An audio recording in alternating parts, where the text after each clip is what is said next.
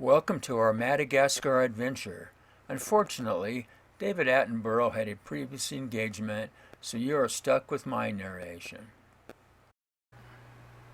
36 days. Why would we spend so much time in Madagascar? We hope that after seeing this movie you will understand why. This 700-mile-long island nation is one of the most remarkable places that I have ever been, and it's all about the lemurs for us. Of course, there are many other creatures that are unique, and most are endemic to this country. There's not enough time in this presentation to tell you about all of our experiences and misadventures, so there is a blog available to read and view photos. Information at the end of the movie. I find that people may be curious about our photo equipment. We do try to travel light.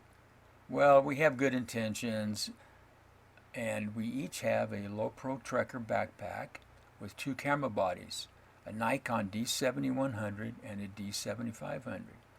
Two cameras may seem excessive, but we both had problems with our cameras in Africa and learned a good lesson. With two camera bodies, it is easy to switch between cameras and lenses, going from scenics or close-ups to those pesky little birds a long ways off. A Tamron 18 to 400 millimeter lens gives us a great range for travel and wildlife photographers. I also carry a Tamron 150 to 600 super telephoto for those distant shots or for small birds and animals. We also carry extra batteries and SD memory cards. Photos are stored on portable hard drives for safekeeping. Quality binoculars are really useful also. We don't share photo equipment, but we do share the binoculars. We don't bring a field guide with us. The guides usually have those for us to use.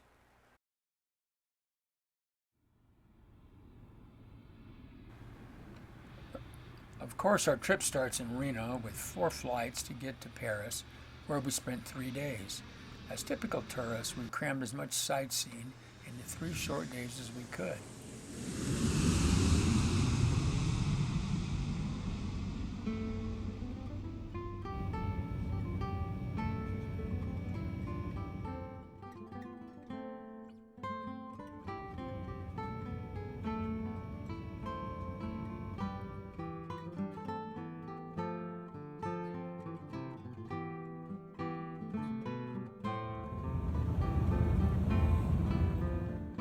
This was my first trip to Paris, so the iconic Eiffel Tower was #1 on the list, and then followed by Notre Dame.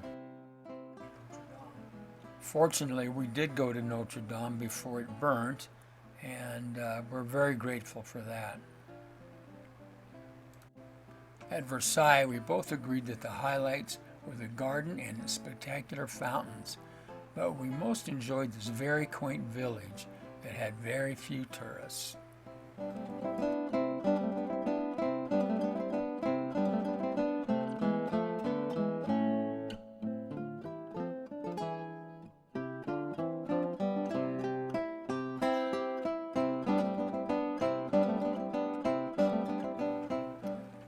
You are now seeing photos of New York City, but don't be fooled. We stayed in New York on the way home. After an exciting adventure in Madagascar, it seemed a bit mundane to show New York photos at the end of the program. Ellis Island was a must-see for us, as was the Statue of Liberty. Standing in the rain for 45 minutes was well worth it to tour the 9/11 Memorial. A heart-wrenching experience, to say the least. Kleenex boxes are placed strategically about the memorial. It was a straight flight from Paris to Antananarivo, the capital of Madagascar, where the big adventure starts. Thankfully, Antananarivo has a nickname, Tana.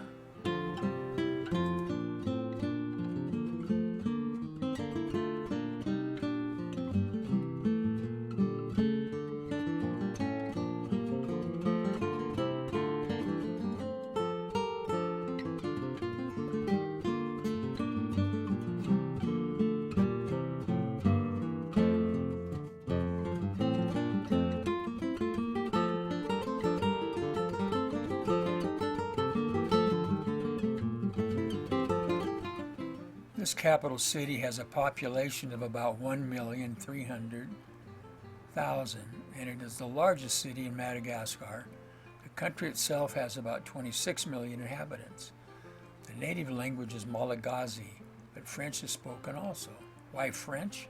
France forcefully claimed Madagascar as a colony in 1890 and ruled the country until decolonization in 1960. The French still have a strong political presence in the country, and the French definitely have had an influence on the preparation of food in Madagascar. A good influence for sure. A political coup took place in 2009, ousting the popular president. The post-colonial political history is certainly interesting, with an assassination, a military-supported coup, and repeated turnovers of presidential power. The island began to drift away from Gondwana 180 to 160 million years ago and now lies 300 miles from the African continent. On the west is the Mozambique Channel, and to the east lies the Indian Ocean. These spot tracks show how much of the island that we visited, and we visited a lot.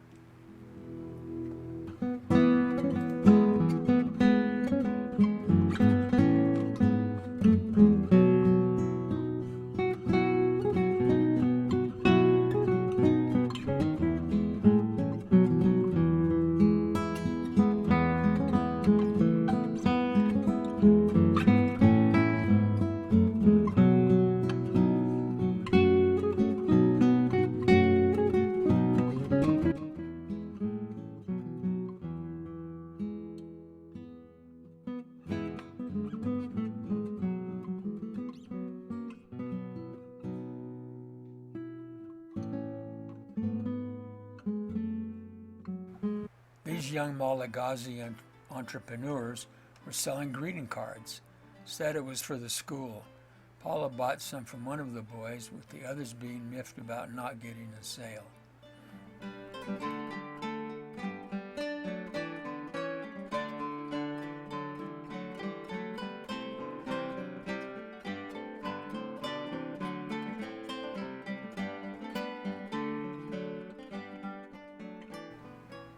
This young man was making miniature bicycles from recycled parts.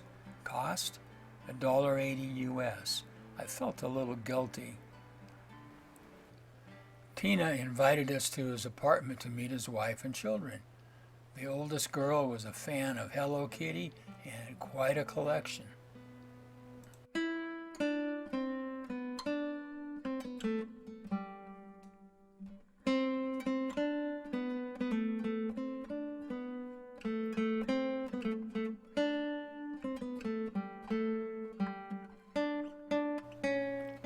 Rice paddies are creating an ecological disaster with slash and burn and the earth's nutrients being depleted.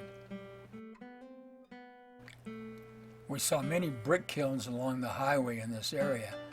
Clay comes from the fallow rice fields, and brick manufacturing is big business and contributes to meeting the demand of new homes.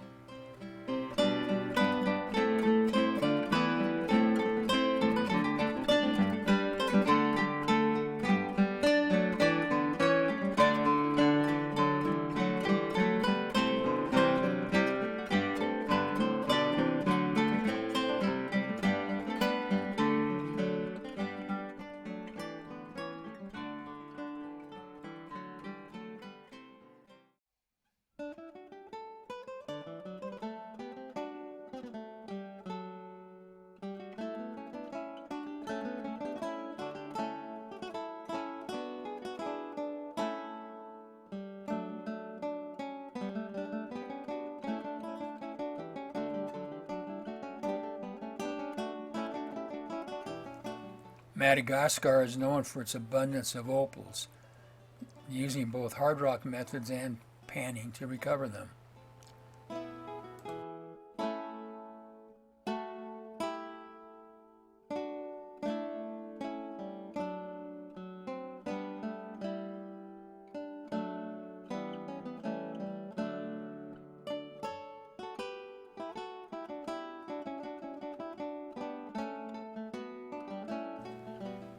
Bags of charcoal are waiting for pickup and delivery to the markets. Another reason for deforestation. Non-native eucalyptus trees are being planted to meet the demand for charcoal.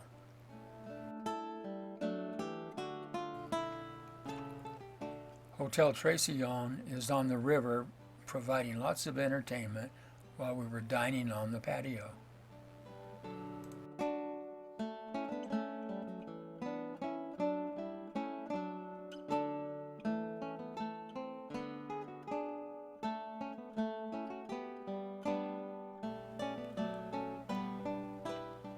Baobab Alley is a very busy byway with tourists and people doing business all along it.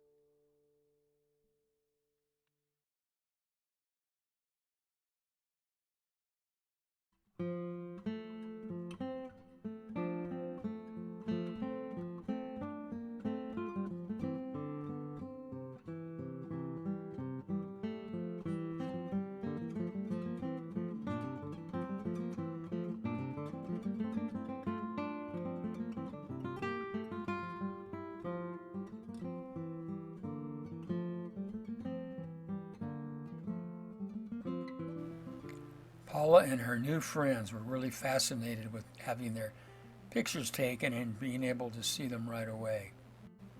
Instant gratification.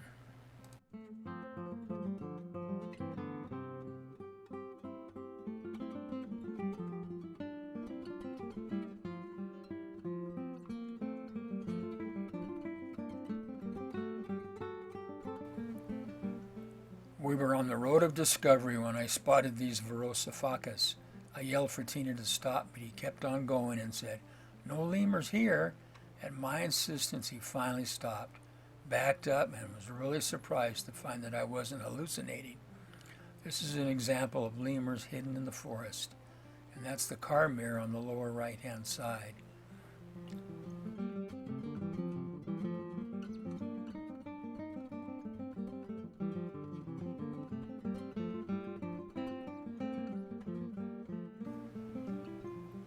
We made numerous ferry crossings, cheap entertainment.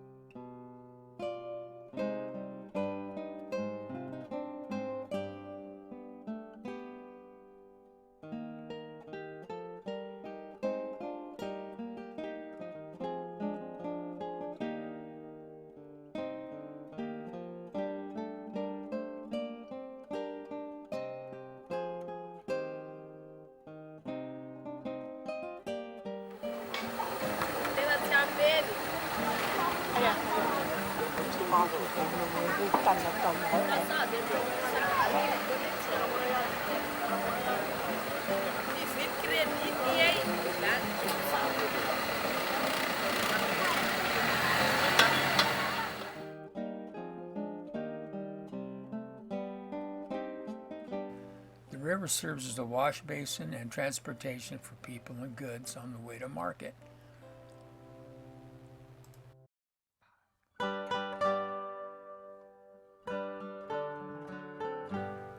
Some of the Malagasy women decorate their faces with white makeup as a beauty aid.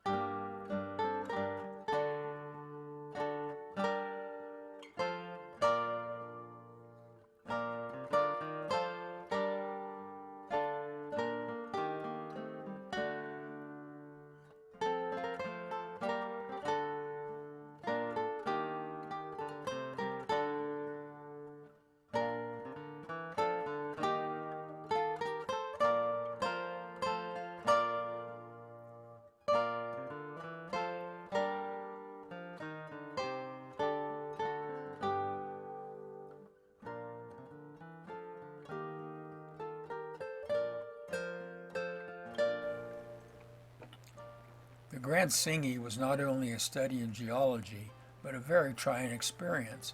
We had no idea what was going on when our guide Americ put the climbing harness on us. Climbing up and down the ancient limestone formations was really difficult, and especially so for Paula, as she is so vertically challenged. She doesn't like heights either, but what a trooper. We had to attach our harnesses to cables anchored to the vertical rock to prevent a fall to the bottom. There were narrow ledges to walk on, but barely big enough for my size 13 shoes. Hanging onto the cables was a must as we inched our way along the vertical walls. I was trying to not imagine the consequences of a fall. The sharp tips of the ancient formations would slice through you like peanut butter.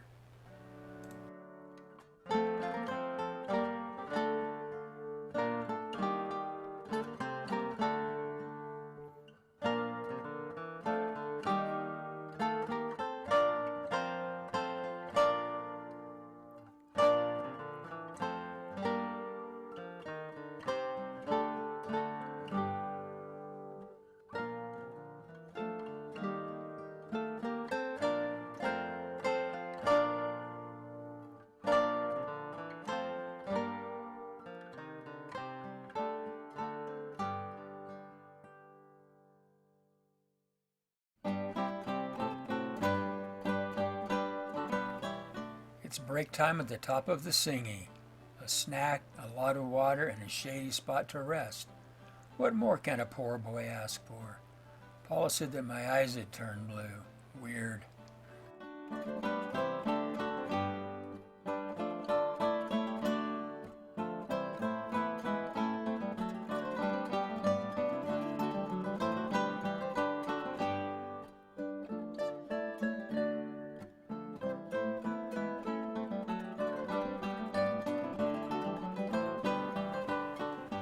After a harrowing day in the Singing, we finally made it to the cathedral, a large cave-like area on ground level. A couple of the local residents joined us for lunch. A Madagascar rat and a mongoose foraged for their own lunch and left us alone.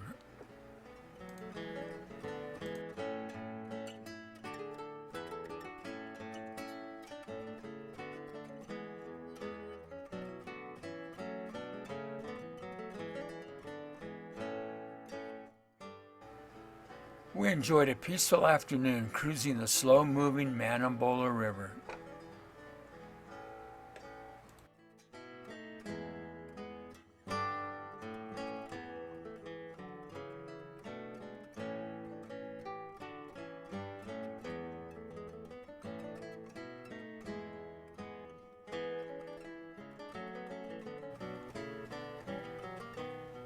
It's not a large cave, but interesting formations of colorful stalagmites and stalactites.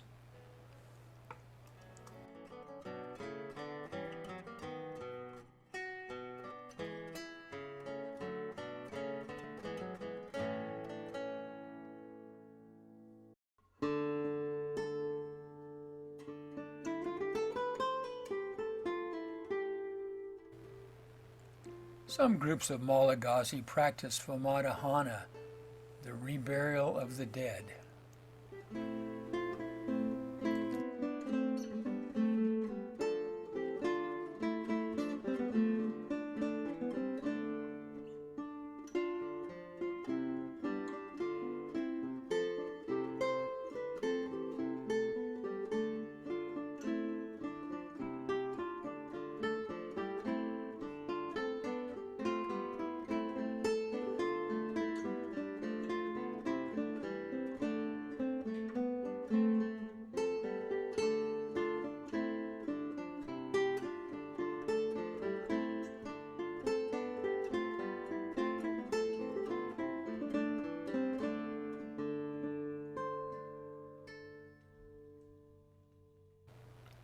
Chameleons don't move quickly, so it was fortunate for this one that Tina saw it on the road as he sped along. We finally arrived in Karindi. It's not luxurious, but compared to some of our quarters, it was quite good. Most importantly, the food was excellent, and the wildlife viewing proved to be totally awesome. We also met Dee Boersma, director of the Center for Ecosystem Sentinels at the University of Washington. Lucky for us, because we're going on a cruise to the Russian Arctic next summer that Dee organized. All of our guides have been really good on this trip, but some are just outstanding, and Marshall was one of the outstanding ones. Feline or canine? That is the question. The fossa is in a small family and may be slightly related to the mongoose. It has semi-retractable claws to enable it to climb trees. A long tail adds to its balance while hunting lemurs in those trees. This whole family of fossa would come into the lodge area and forage. It's a good place to get water also. The female and juvenile weren't intimidating, but the big male with battle scars had a bad attitude.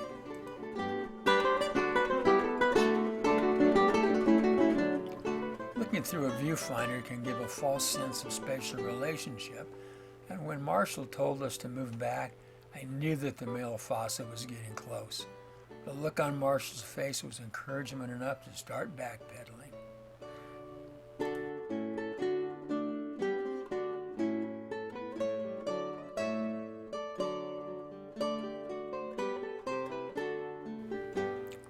Night walks are always really exciting, and Marshall was able to find a lot of night creatures.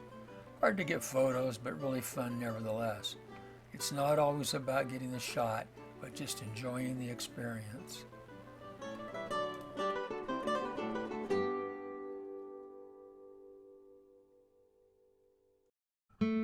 From the ragtag web of this spider onto this beautiful work of art and symmetry, spiders are some of the most creative construction experts in the jungle.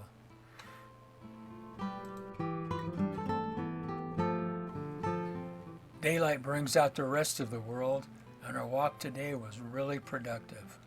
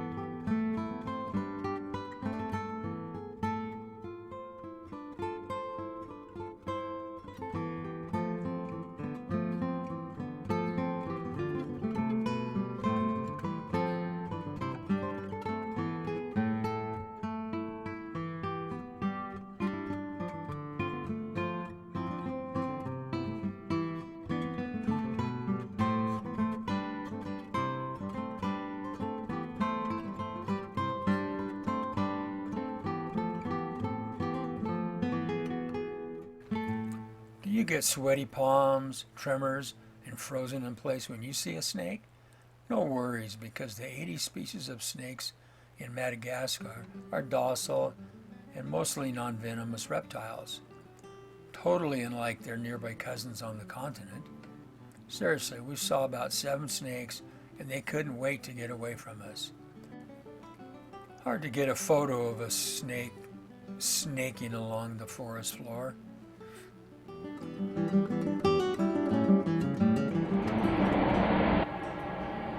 Is this hitchhiker stupid, crazy, or really brave?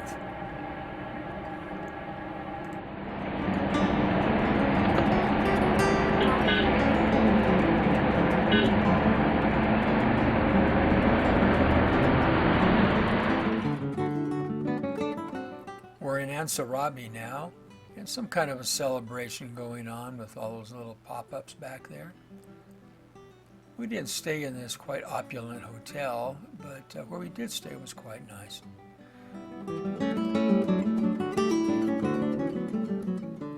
What we know as foosball is called babyfoot in Madagascar, and it's really popular.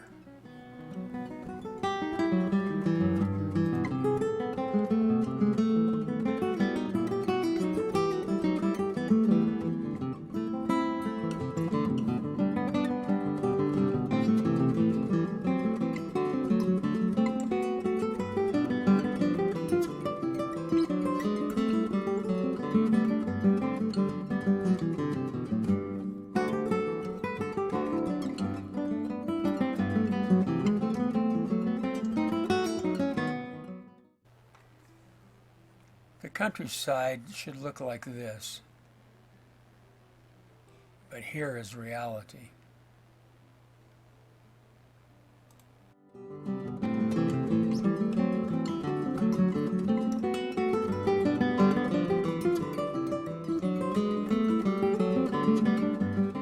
Madagascar is very mountainous, and here in Ranamofana the forest is dense. Our guide is encouraging us. Hurry, follow me. I'm the Pied Piper. No, wrong song. There is a lemur ahead. Into the ravine we go, cross the creek, then up the side of the ravine. Be careful of what you touch. Every tree has spines. I hear a loud crack and the sound of something hitting the ground. Oops, it's Paula. She has caught her foot in a root and fallen face first, breaking a branch on the way down. I've always known that she has a hard head. Seriously, it was pretty scary. An injury in the deep forest could be very dangerous. She didn't sleep all night worrying about a concussion or worse, a hematoma. As you know, she's just fine. Well, most of the time.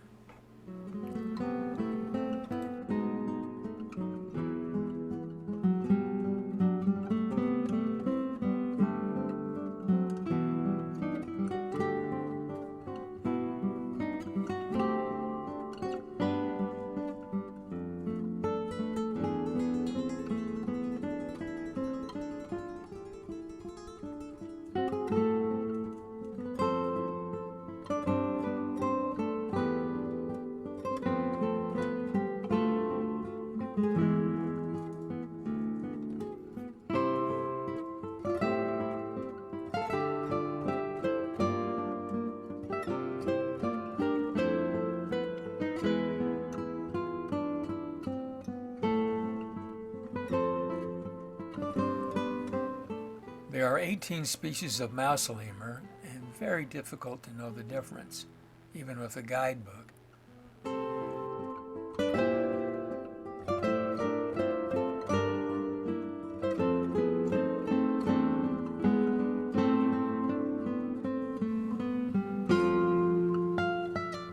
Our local guide asked if we wanted to see the largest chameleon. Going into a local's backyard, we were treated to close-ups of both a male and female Parsons chameleon.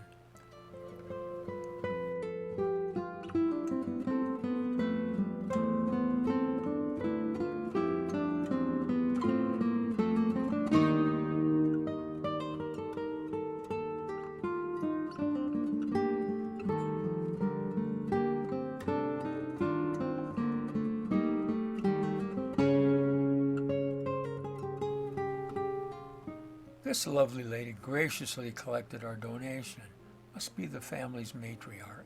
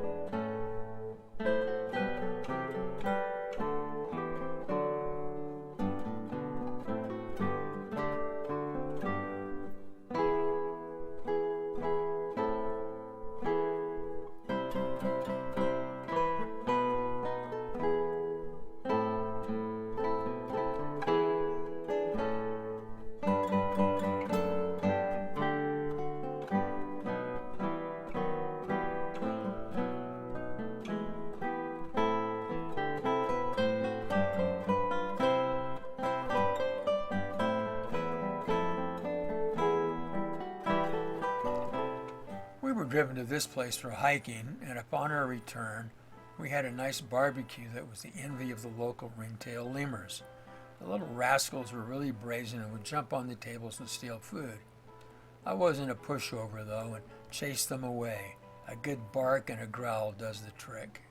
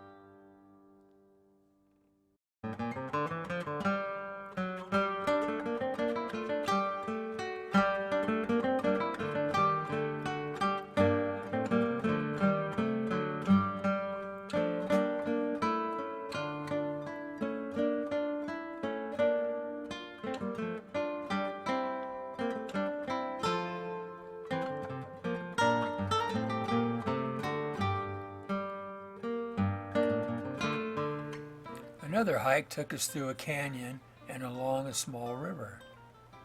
No bridges here.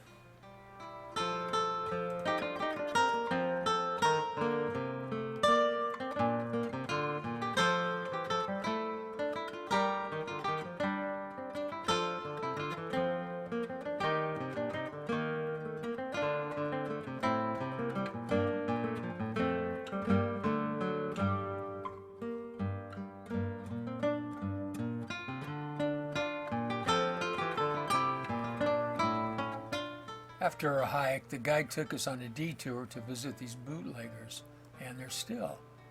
We were told that it is legal and they sell the product to local stores. Children are always curious and followed us back to the car. After a difficult hike, I was dog-tired and exclaimed, "What a day!"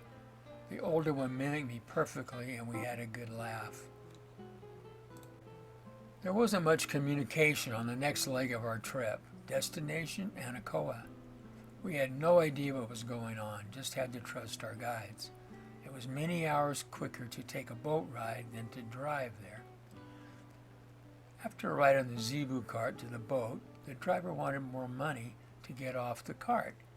We paid, but a young woman refused, but finally got her way.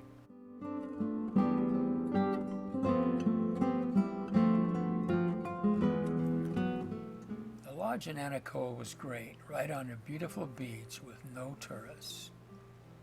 At the Prince Anacoa Lodge, we were very fortunate to get lobsters 2 nights in a row for $5 a plate. We wanted them the third night, but unfortunately they were out of season, so we were denied. We first saw this guy at night walking by our bungalow. Not so scary in the daylight. He was a security guard, very friendly.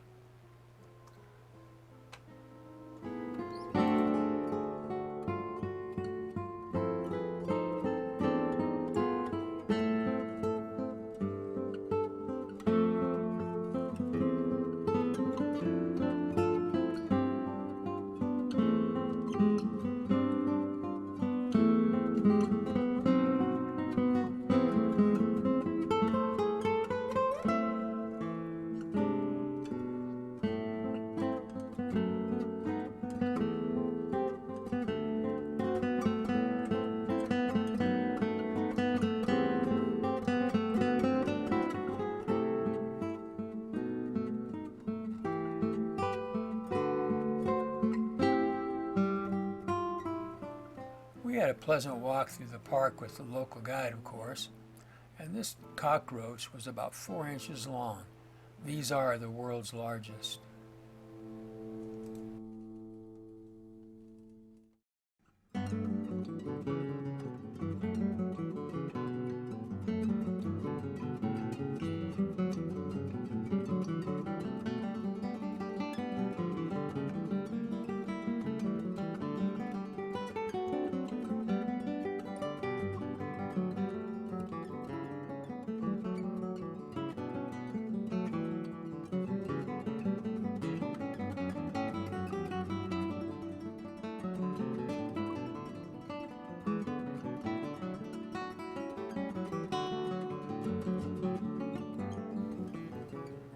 Our destination is Burgh National Park.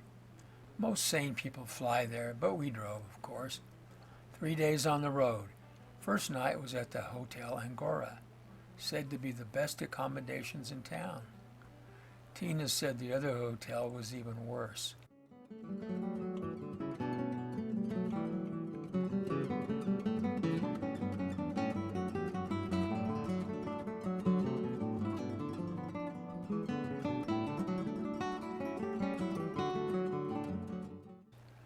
Blue buckets of water were for washing and flushing the toilet.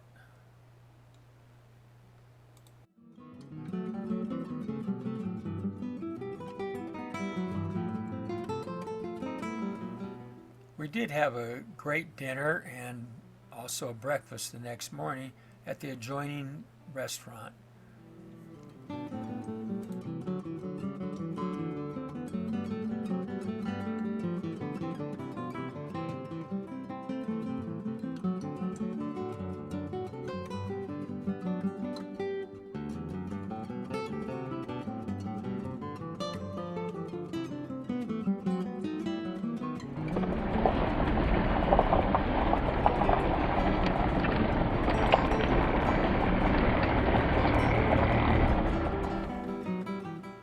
Paula was telling me about tonight's accommodations.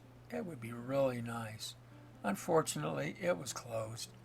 The only other place was the very rustic Cactus Hotel. The roof was thatched and needed repair, so sand had filtered onto the bed.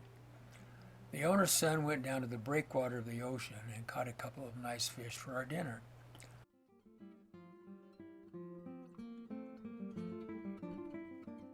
The dining room where we had our great fish dinner.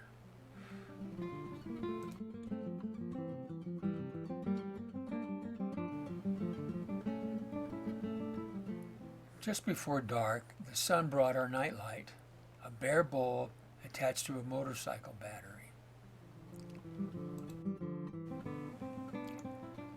In the middle of the night, Paula woke me, worried about some scratching sounds.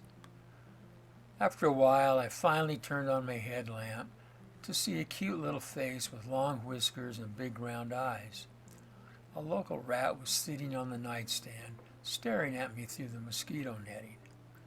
Here's a picture of one of his cousins. Get out of here, you dirty rat, before I throw my shoe at you.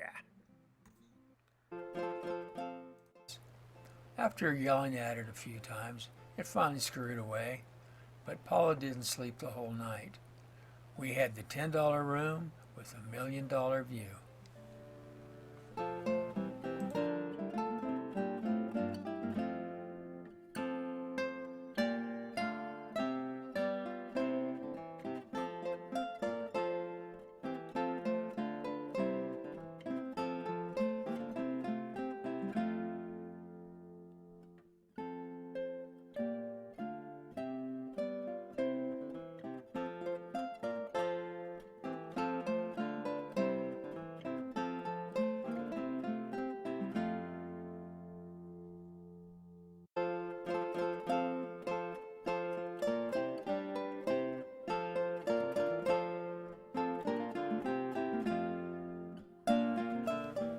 After 3 days of hellish dirt roads, we finally arrived at Brenti.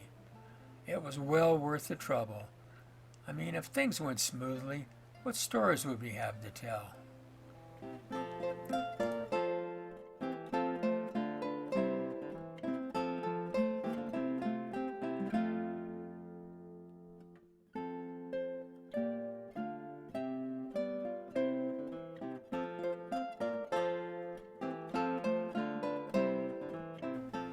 Our bungalow was in the best spot for wildlife viewing.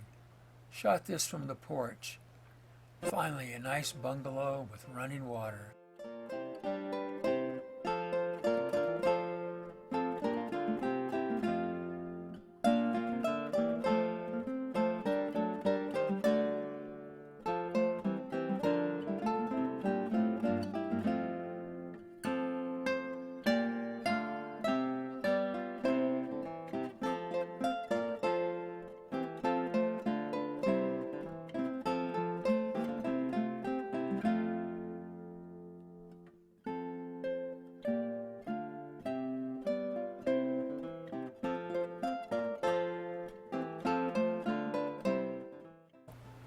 Lemurs love tourist bread.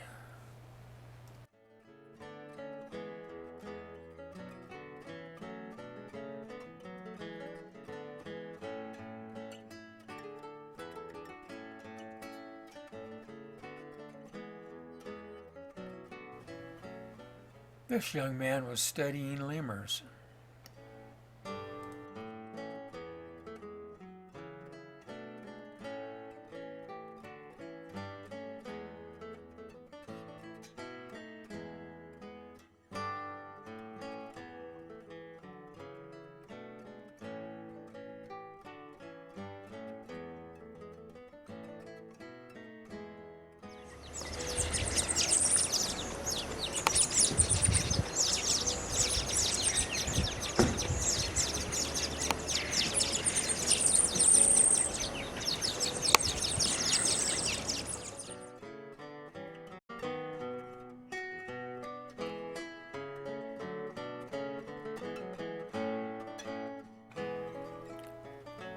We were driving out for a night walk and nearly ran over this boa.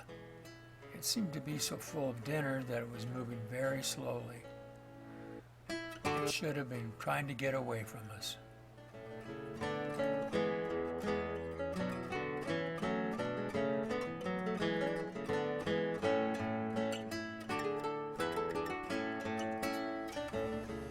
One of the guides was providing water for the lemurs. Not a natural habit for them, but they really enjoyed it.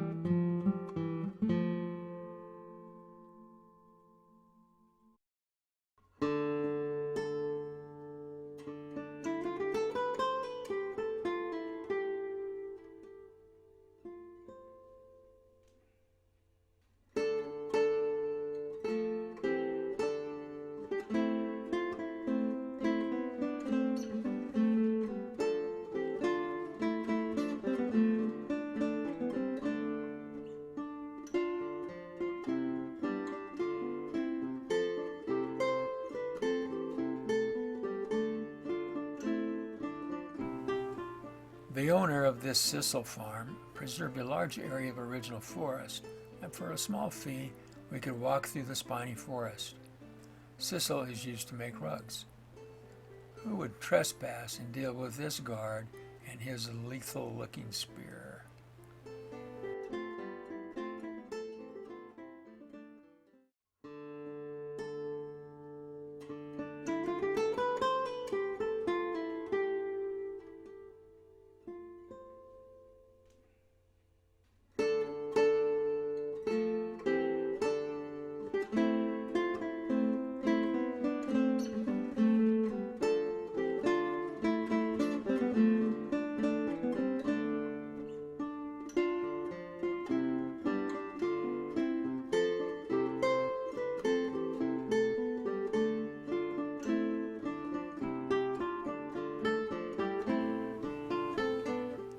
The spiny forest is the victim of wood gathering for fire and shelter, and may soon be deforested in a lot of places.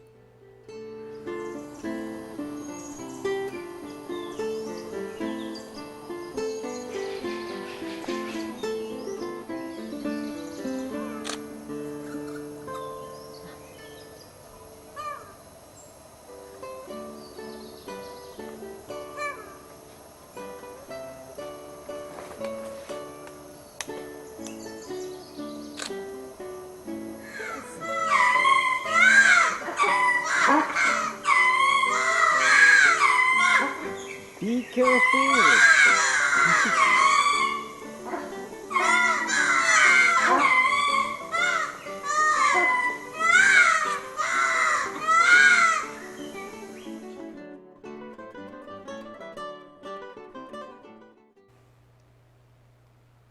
We had a really good time at Mr. Pereira's chameleon farm.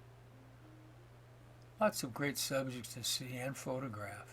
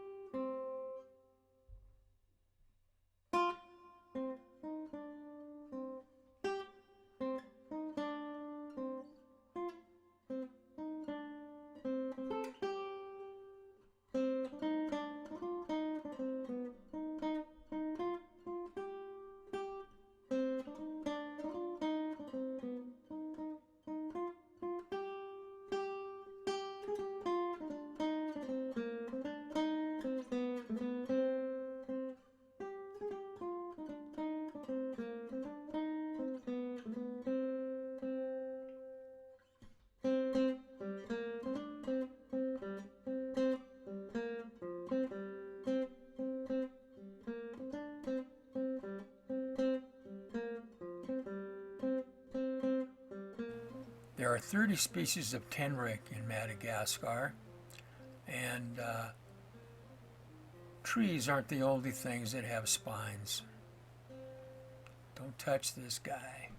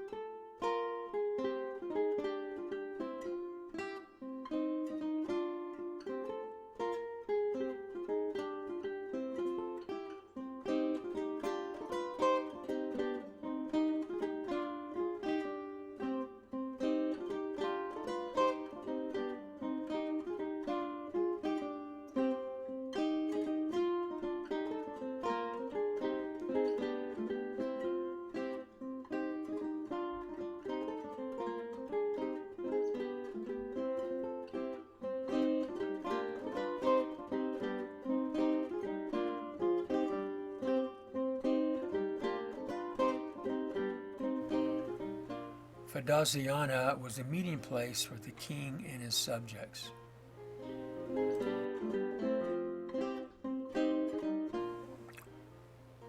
Just another example of deforestation and poor agricultural practices.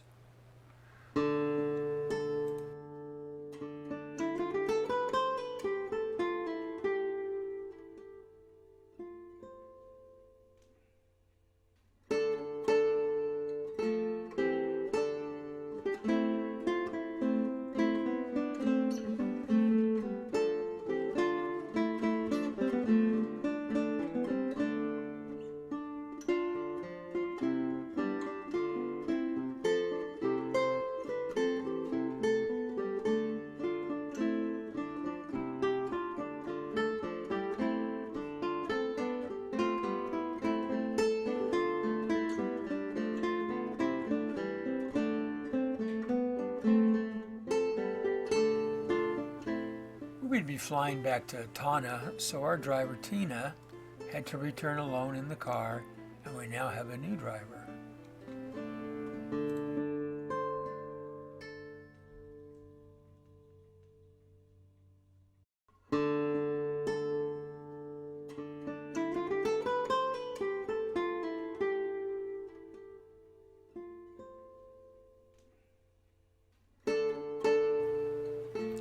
Mantadeo is a special park for us because it is home to the largest of the living lemurs, the Indri, and another endangered species.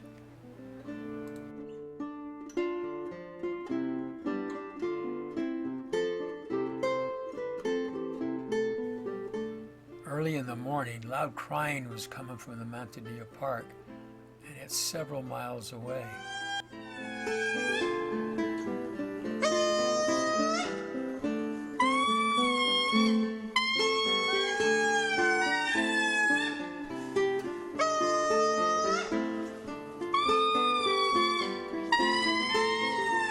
If you have seen our Yellowstone show, you may remember that I always carry a piece of grass for the animals like bears and bison to make the photo more interesting.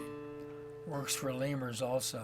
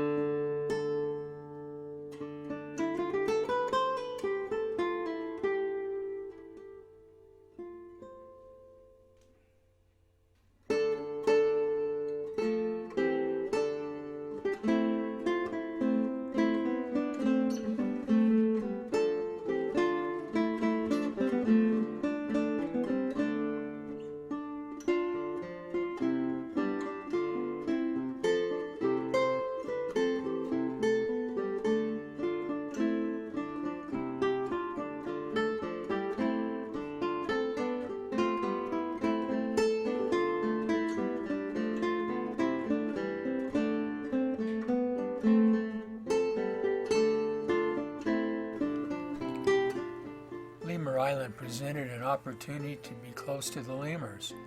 There are 2 islands to separate the troops of ringtail lemurs. The ringtails will fight to the death to protect their territory from other ringtails. They don't seem to mind other species, though.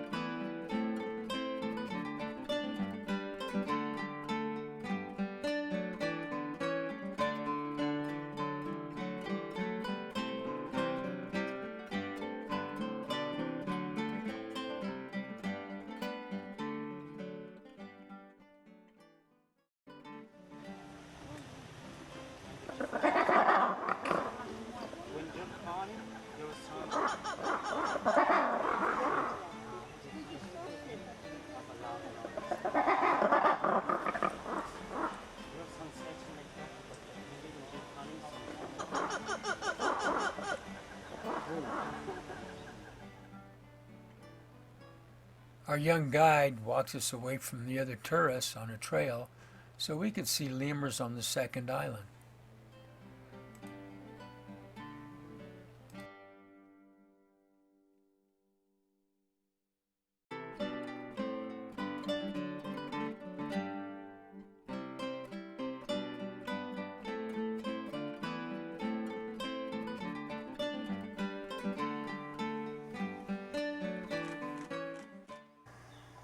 Lemurs don't jump backwards.